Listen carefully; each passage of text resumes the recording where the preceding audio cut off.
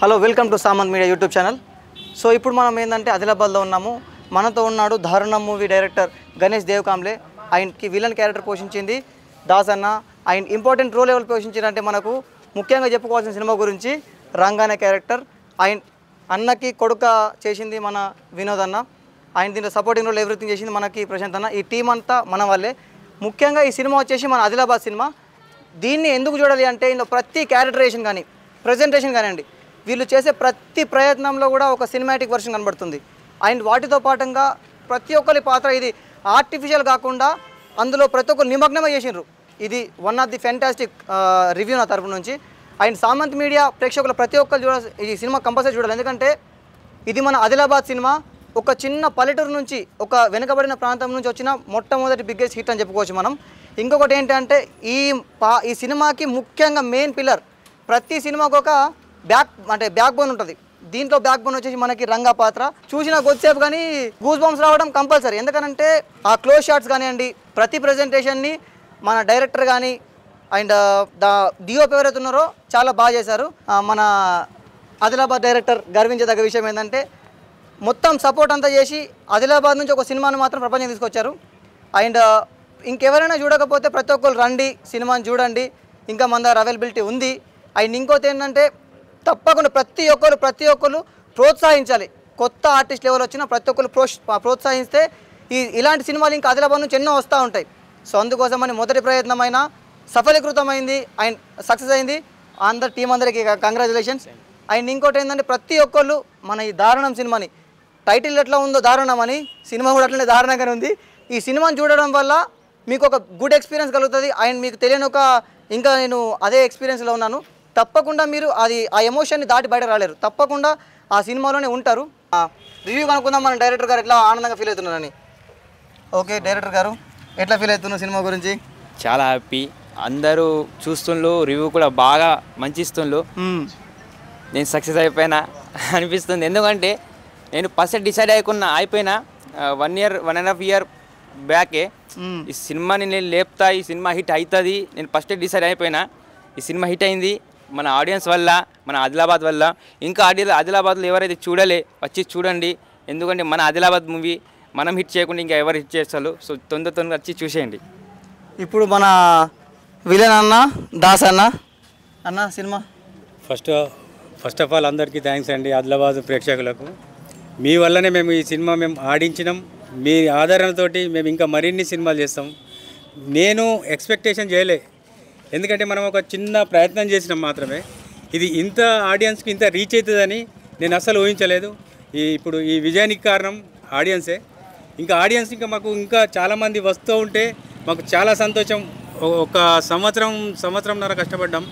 ఇప్పుడు కష్టం అనేది మాకు తెలియకుండా అనిపిస్తుంది. మీ ఆడియన్స్ చూస్తే, రెస్పాన్స్ చూస్తే చాలా సక్సెస్ చేశారు ఆదిలాబాద్ ప్రేక్షకులు. ఇంకా చూడని వాళ్ళు ఉంటే చూడండి, మాకు చాలా సంతోషం ఉంది. ఇంకా మీ కొరకు ఇంకా మంచి కంటెంట్స్ తోటి మేము ముందుకు వస్తాం. Thank you. ఆయన ముఖ్యంగా మన రంగాగారి తండ్రి క్యారెక్టర్ మాత్రం గజ్జమన్న చూస్తుంటే నిజంగా రియలిస్టిక్గా ఉంది. అంటే ఈ క్యారెక్టర్ని ఎందుకు ఇంత పొగుడుతున్నానంటే, మీరు స్క్రీన్ ముందు కూర్చున్నంతసేపు భయపెట్టే క్యారెక్టర్ అయినా, మనం గోస్ట్ సినిమా చూస్తే భయపడతాం కదా, ఈ దారుణం సినిమాకి భయపెట్టిన మనిషి ఇకనని. ఆ సీన్స్, ఆ క్లోజ్ షాట్స్ కానీ, ఆ ఎక్స్ట్రీమ్ షాట్స్ కానీ, ఆయన యాక్టింగ్ అంటే నిజంగా అంటే సూపర్ ఆర్టిస్ట్. నీ రివ్యూ ఎట్లా చెప్పు ఈ సినిమా గురించి. సినిమాలో బాగా కష్టపడడం అందరం. 1.5 year కష్టం ఉంది సినిమాలో. గణేష్ డైరెక్టర్ బాగా కష్టపడ్డారు. ఎట్లయితే రోలు మాస్టర్ మీకు ఎట్లా రోల్ సెట్ అయితే నేను ఆలోచించుకొని మీకు చెప్తానంటే ఒక 2-3 days దాకా ఆలోచించారు. తర్వాత ఈ రోల్ ఇట్లా పెడితే ఎట్లా ఉంటారని చూస్తే, అరే నేనన్నా మరి డైరెక్టర్ సార్ వీళ్ళు ఇంకా కొంచెం మనం మిక్స్ చేస్తే బాగుంటారంటే, అందులో కొంచెం కాస్ట్యూమ్ అనేది మన ముక్కు పొడుగా కానీ అవి కొంచెం యాడ్ చేసి ఇలా ఎట్లా ఉంటారంటే, మాస్టర్ని అనుకున్న ఒకటి అయింది ఒకటి. జనం అయితే ఖచ్చితంగా ఘోరంగా అందరూ షాక్లో ఉండిపోతారు చూస్తే అని అన్నారు.